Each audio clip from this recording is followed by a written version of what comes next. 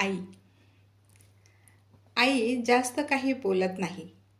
आई इतकेच विचारते, बाळ तू जेवलास का? आणि या एका प्रश्नाभोवती तिचं अख्खं आयुष्य खर्च करते. तीही थकते, पण कधी समजूच देत नाही. तीही रडते, पण दाखवत कधीच नाही.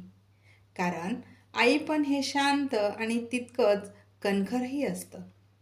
तिची मुलं मोठी होतात, आपापल्या स्वप्नांच्या मागे धावतात, आपले स्वतंत्र घरही बांधतात. पण आई पण आई ती तिथेच असते, त्याच उंबरठ्यावर जिथून तिने तुमच्या पंखांना बळ दिलेलं असतं. आईला जास्त काहीच नको असतं. ना किमती भेटवस्तू, ना मोठे आश्वासनं. पण तिला हवा असतो कधीकधी तुमचा थोडासा वेळ. 2-4 क्षण तिच्याजवळ बसून तिची विचारपूस आणि ही जाणीव की ती आजही तुमच्या जीवनाचा जरुरी भाग आहे.